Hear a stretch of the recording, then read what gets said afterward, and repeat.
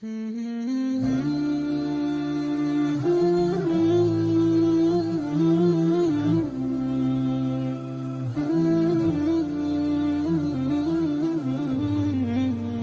اسامہ بن زید رضی اللہ تعالیٰ عنہ سے روایت ہے، رسول اللہ صلی اللہ علیہ وسلم نے فرمایا،